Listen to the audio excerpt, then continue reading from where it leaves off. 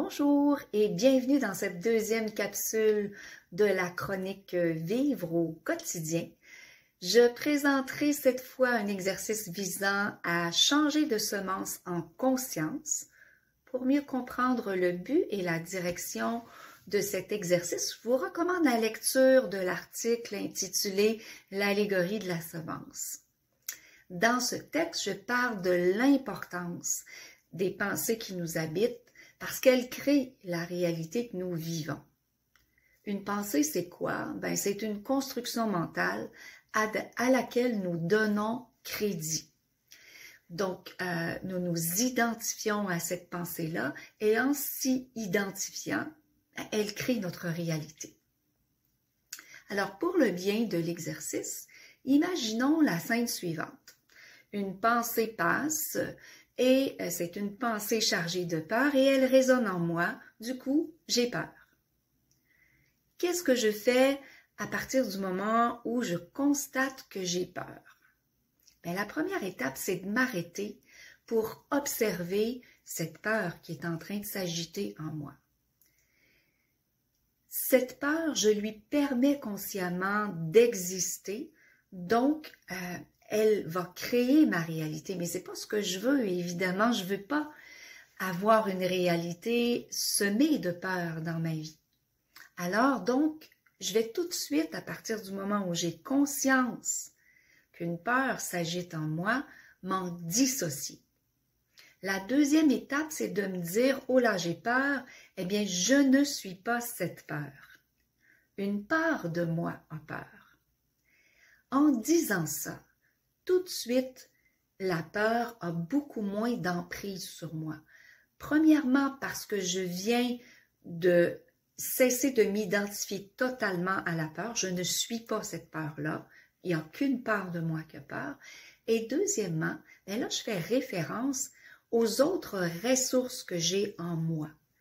Je peux compter sur d'autres parties de moi qui n'ont pas peur et qui vont pouvoir m'aider à faire face à la peur qui vient de résonner en moi. La troisième étape que je peux faire, c'est de prendre conscience que si la peur, elle est là dans le moment présent, c'est qu'elle est un messager. Elle a quelque chose à m'apprendre que je suis normalement apte à entendre. Donc, si je prends le temps de l'écouter, elle peut m'apprendre quelque chose sur moi. Alors, je peux carrément lui demander, mais peur, pourquoi tu es là, puis qu'est-ce que tu as à m'apprendre? Et là, je deviens dans une disponibilité pour entendre son message. Il se peut, par contre, que je ne sois pas prête à entendre ce que la peur a à m'apprendre parce que je suis trop encore dans l'emprise, même si je tente de prendre un recul. Alors, ce que je peux faire, c'est simplement de reconnaître que dans le moment présent, je suis pas prête à entendre le message. Mais à tout le moins, je peux demander à ma sagesse intérieure de m'aider à mettre en place les outils qui vont me permettre d'accueillir le message de cette peur-là.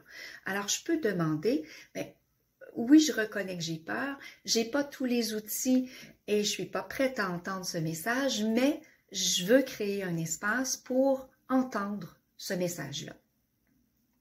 Donc, une fois que ça c'est fait, je laisse aller, je lâche prise et ma sagesse intérieure va opérer pour m'amener ce dont j'ai besoin. Je peux aussi, en cinquième étape, me demander est-ce que j'ai envie de vivre la situation du moment présent dans l'énergie de la peur?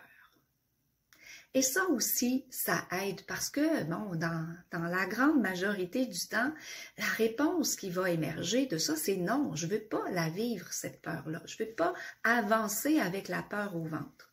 Donc, je peux, à ce moment-là, dire, dans quelle énergie j'aimerais être dans le moment présent? Qu'est-ce qui me ferait du bien? Et en posant cette question-là, encore là, ma sagesse intérieure va s'activer pour m'aider à transformer l'énergie de la peur vers une énergie qui va être plus agréable. Et ce faisant, la peur, je vais la comprendre, elle va avoir livré son message et elle va s'estomper. Donc, le but de cet exercice que je vous propose aujourd'hui, c'est de devenir conscient de ce qui nous habite et surtout de faire le choix de l'énergie qu'on a envie de vivre. On ne peut pas transformer les situations extérieures, mais on a entièrement le choix de l'énergie dans laquelle on va vivre ces situations extérieures-là. Alors, essayez ça. Je vous souhaite une belle expérimentation et on se revoit dans la capsule numéro 3. Au revoir.